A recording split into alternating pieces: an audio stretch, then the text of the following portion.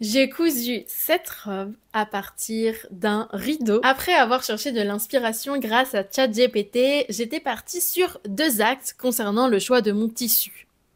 Le premier axe, c'était que je voulais plutôt un tissu avec des broderies. Et le deuxième axe, c'était que je voulais un tissu qui soit plutôt épais et rigide. Parce que je voulais absolument faire un corset comme ceci. Et pour tout vous avouer, comme c'est la première fois que je réalise un corset, je voulais faire corset niveau 1, c'est-à-dire sans baleine, sans armature.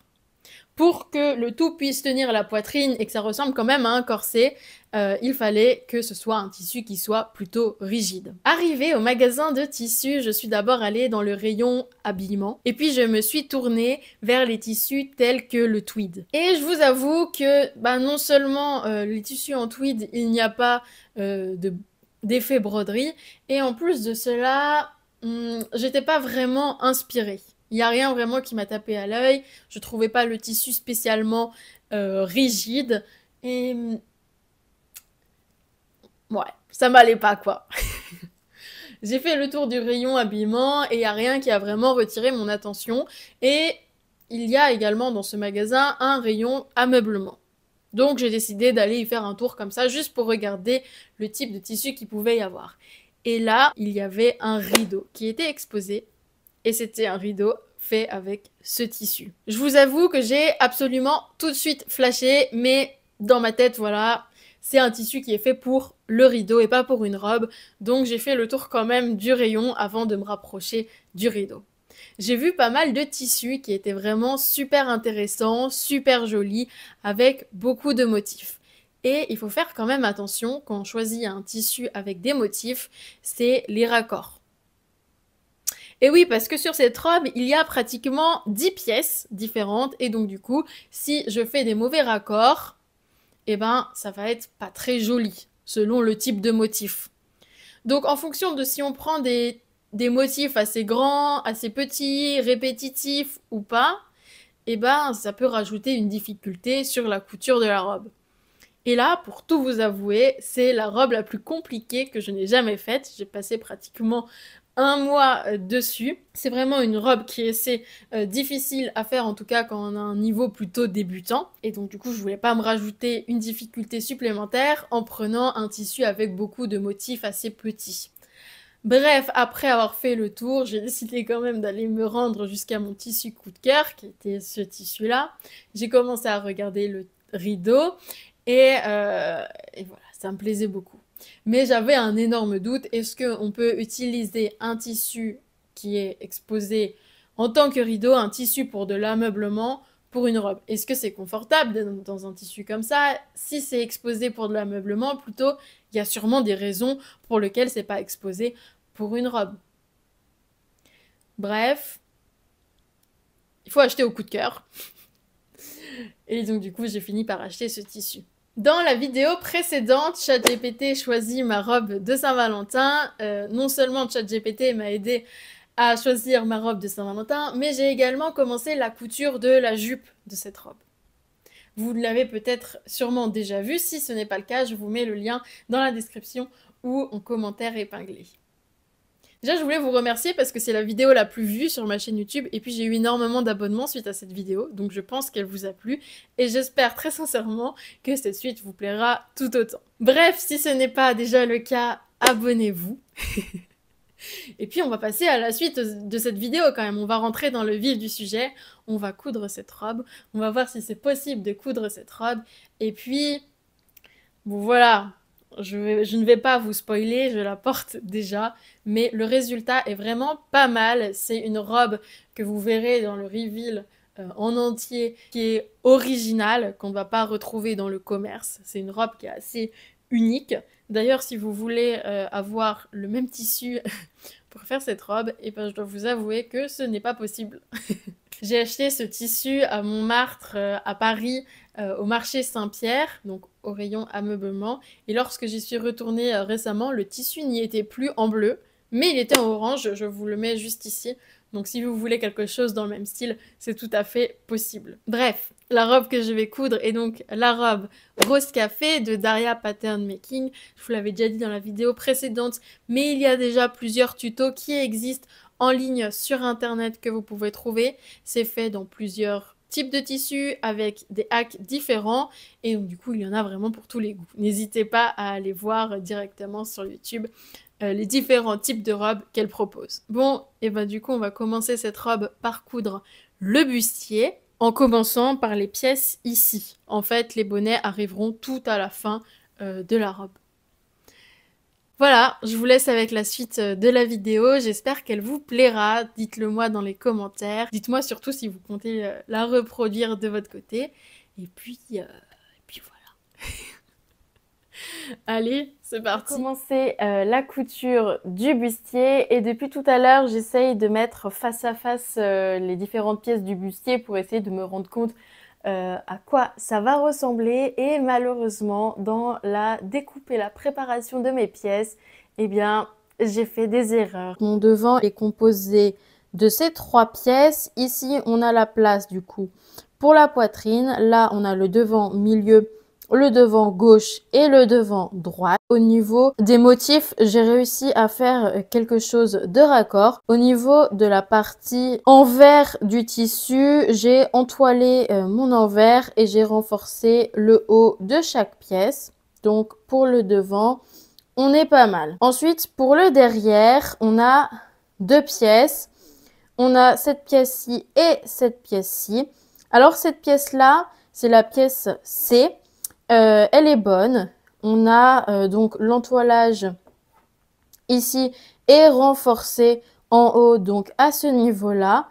Au niveau de la pièce C, ici, eh bien je sais pas pourquoi, je suis venue entoiler en bas au lieu de en haut, donc je vais devoir entoiler de nouveau ici.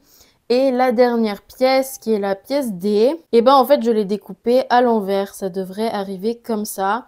Et j'ai découpé la pièce comme ça. Donc comme c'est malheureusement un tissu avec des motifs, je vais devoir redécouper ma pièce. Je viens juste de découper les pièces D des 2 côtés et finalement c'est pas plus mal parce que j'ai réussi à découper une pièce qui va dans la continuité de la pièce C, ce qui n'était pas le cas avant. Au niveau de l'entoilage, je n'avais plus assez d'entoilage, donc j'ai découpé un bout là du même entoilage et là j'ai trouvé un reste d'entoilage qui me restait d'un autre projet.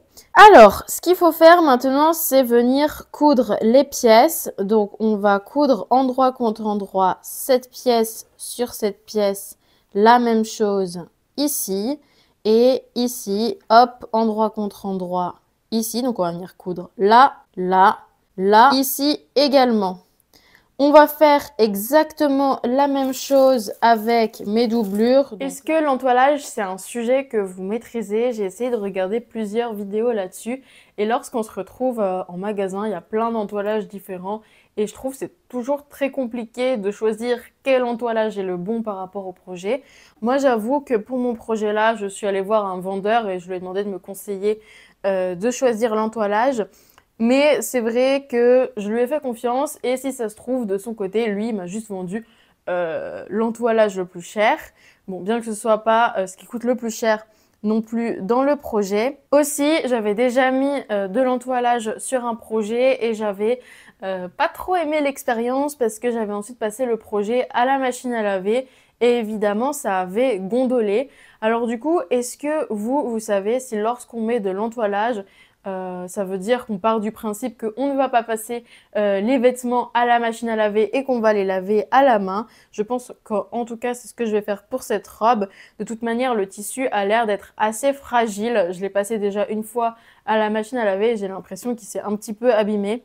Donc, je pense que c'est ce que je vais faire pour cette robe, je vais laver à la main. Mais si vous avez des conseils à me donner par rapport à l'entoilage et si il y a des types d'entoilage qui passent à la machine à laver par exemple, n'hésitez pas à me le dire dans les commentaires, ça m'aiderait pour les prochains projets. Alors, je commence par épingler les pièces C et D ensemble.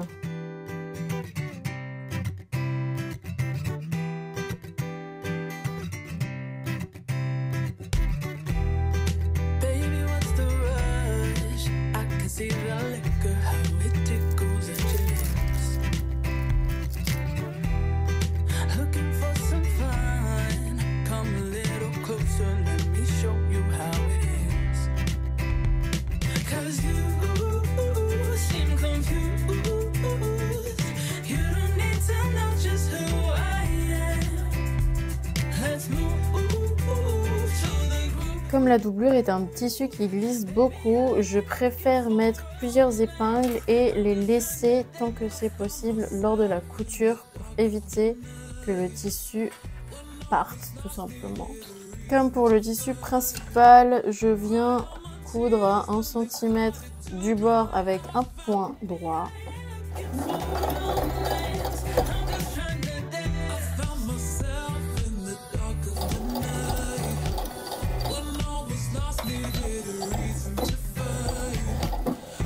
Mes tissus ont tendance à beaucoup s'effilocher, surtout le tissu principal. Donc je viens, hop, égaliser, couper, vérifier que le tissu a la même longueur des deux côtés. Hop. Et ensuite, je viens surjeter sans surjeteuse, donc faire un point zigzag sur le bord du tissu pour éviter que ça s'effiloche. Cette étape, elle n'est pas indispensable parce que tout simplement, cette partie-là, elle ne va pas être visible. Donc si votre tissu, il ne s'effiloche pas beaucoup, il n'y a pas besoin de passer par cette étape-là.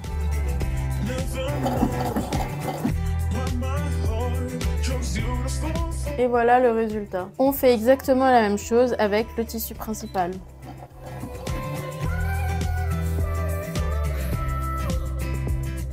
Alors, je vous montre là où on en est. Donc là, on a la partie devant. Là, on a les côtés. Enfin, les dos, plutôt les deux parties dos. Et voilà comment c'est cousu derrière. Donc, j'ai cousu à 1 cm du bord. Et j'ai fait un point zigzag pour éviter que le fil s'effiloche. J'ai fait la même chose sur le tissu principal et sur le tissu doublure qu'on a ici. Ensuite, maintenant, ce qui me reste à faire, c'est de venir coudre les coques pour la poitrine. Donc on a pareil tissu principal et doublure. Je fais endroit contre endroit, je superpose les petits repères bleus ici. Je vais venir coudre à 1 cm du bord et faire comme tout à l'heure le point zigzag pour éviter que le fil s'effiloche. Je vais faire également la même chose ici.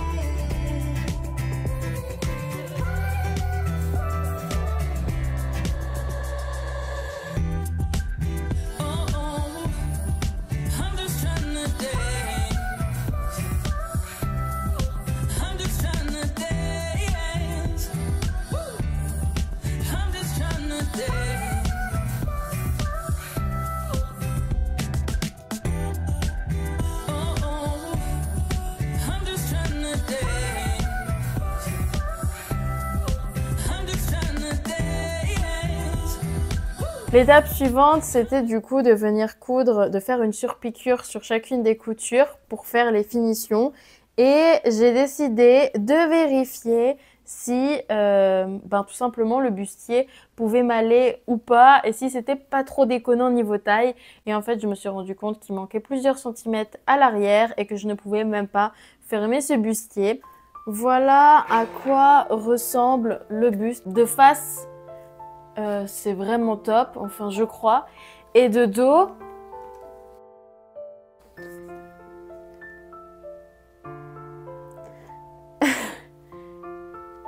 il y a un espace là, il y a un trou. Pourquoi il manque, il y a combien, 5 cm? Pourquoi il manque autant? Il manque 7 cm. J'ai enlevé le haut de Céline pour essayer sur moi et voir si par hasard c'était pas Céline le problème. Pour voir si je pouvais pas un petit peu rentrer le ventre et voilà quoi. Mais non, c'est pas Céline le problème. Ça ne ferme pas et ça ne fermera pas.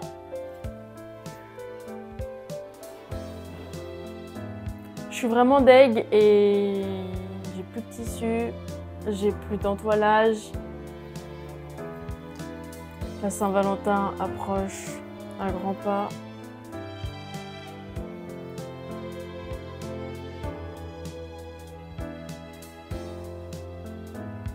C'est une catastrophe.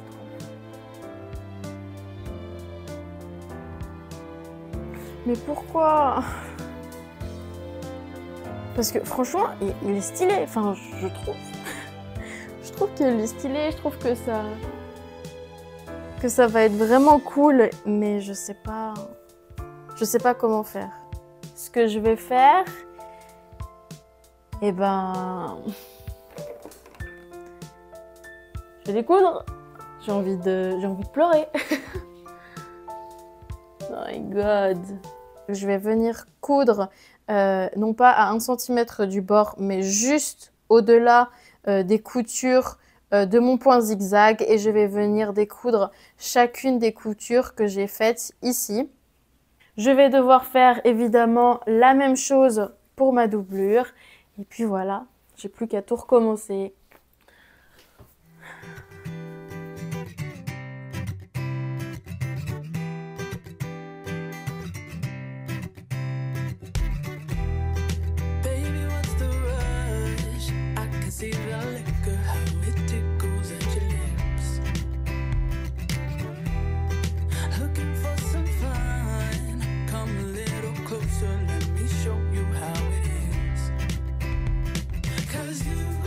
Tadam!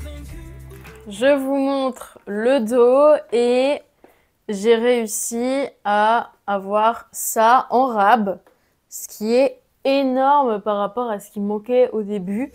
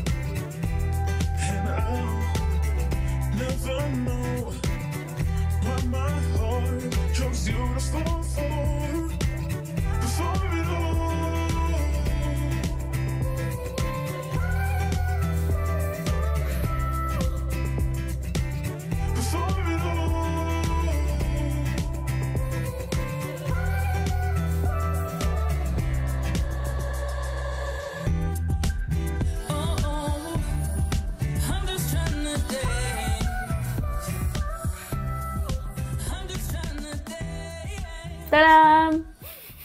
Vous n'imaginez pas le temps que ça m'a pris. Il n'y a eu qu'une seule seconde entre le plan précédent et ce plan-là, mais dans la réalité des choses, il y a eu beaucoup plus de temps. Je ne serais pas capable de vous dire combien de temps j'ai mis pour pouvoir assembler le haut avec la jupe, mais c'était beaucoup.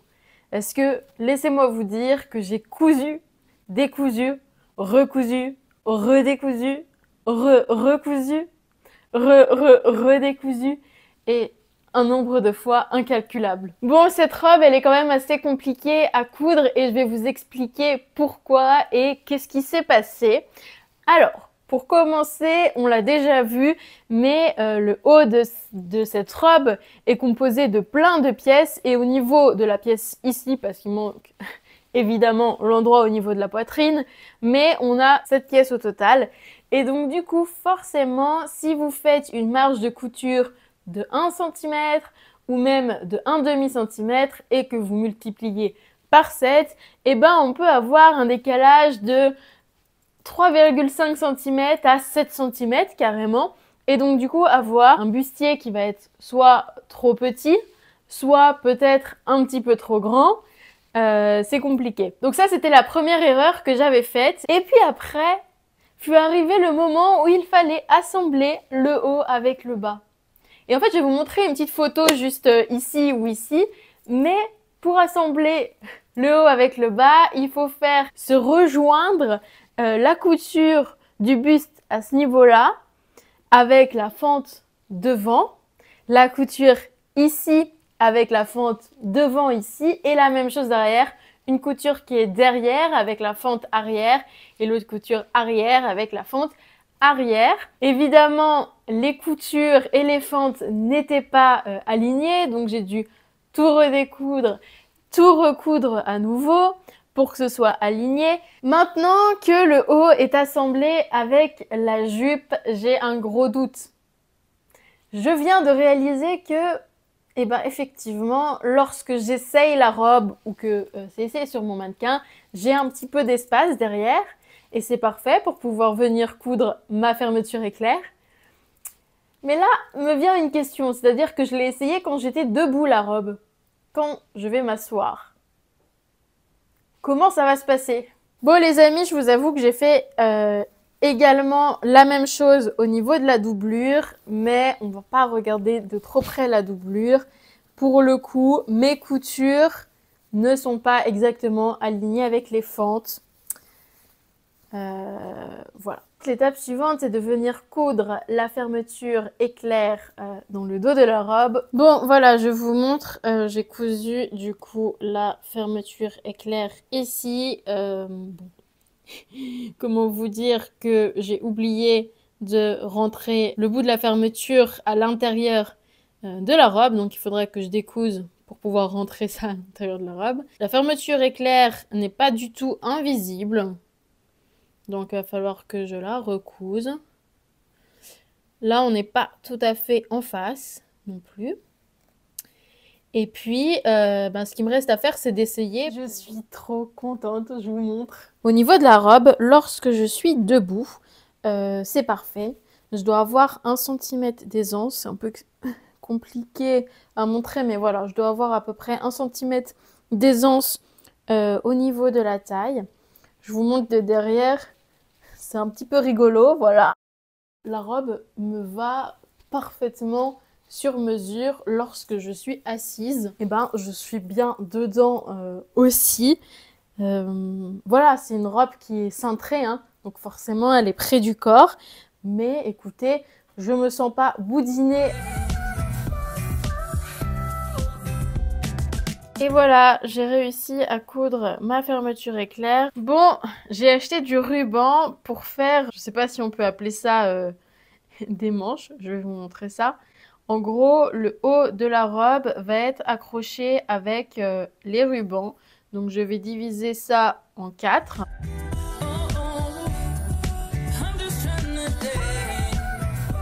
Je suis trop contente. Ça commence à ressembler vraiment à quelque chose. Alors là, peut-être que vous vous dites, on voit pas beaucoup d'avancement par rapport à tout à l'heure. Mais déjà, j'ai cousu le zip, voilà. Il est un peu difficile à ouvrir, mais bon, ça marche. Et à l'intérieur, comme vous pouvez le voir, j'ai cousu toute la doublure. Donc si je la mets sur l'envers, voilà à quoi ça ressemble.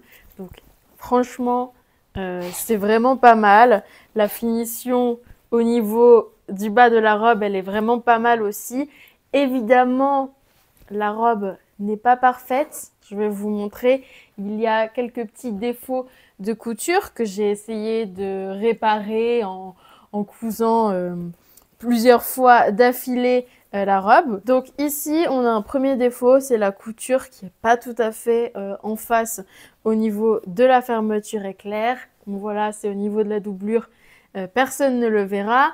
Et au niveau de en haut ici, si on met la fermeture éclair jusqu'au bout, bon, c'est pas trop mal en vrai, ce sera pas choquant. Mais si vous allez voir le tuto de cette robe, fait du coup par la personne qui a fait, Daria, qui a fait le patron, c'est incroyable, c'est parfait ce qu'elle a fait. J'ai essayé de coudre et de recoudre plusieurs fois la fermeture éclair avec la doublure, etc. Mais voilà, il y a un moment, il faut passer à l'étape suivante. et arrêter de vouloir être trop perfectionniste. Du coup, la dernière étape, c'est de venir coudre les deux coques à ce niveau-là. Donc, j'ai mes coques que j'avais cousues et j'ai également la même chose avec les tissus de doublure. Et on va venir également coudre les rubans pour les manches au niveau des coques. Et puis c'est bientôt la fin de la couture de cette robe parce que ça fait quand même 1 mois que j'ai commencé à coudre cette robe. Donc voilà, j'ai hâte. Alors, la première étape, ça va être de venir coudre les rubans au cup. Je sais même pas comment appeler ça, au bonnet. C'est ça, au bonnet.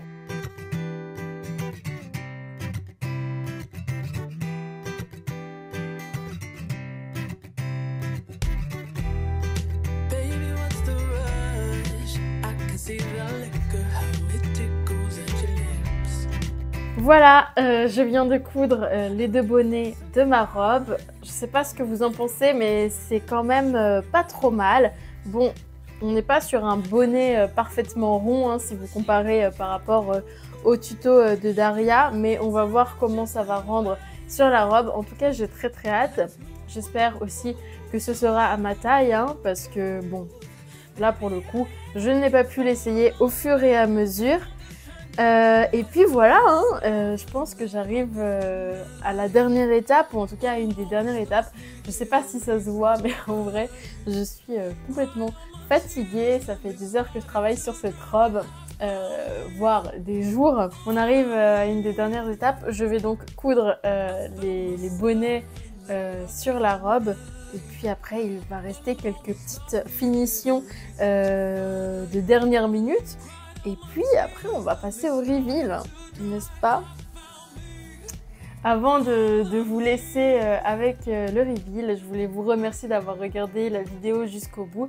J'espère que cette vidéo vous aura plu, j'espère que vous allez trouver la robe jolie. N'hésitez pas à me dire dans les commentaires si ça vous a donné envie de coudre cette robe ou si vous avez prévu pour la Saint-Valentin de vous coudre une robe spécifique. En tout cas, n'hésitez pas à vous abonner.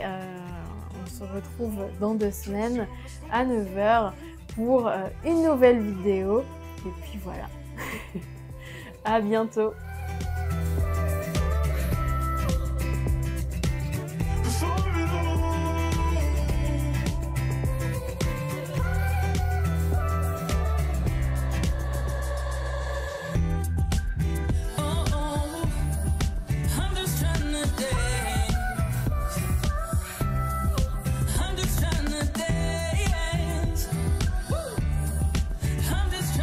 Day.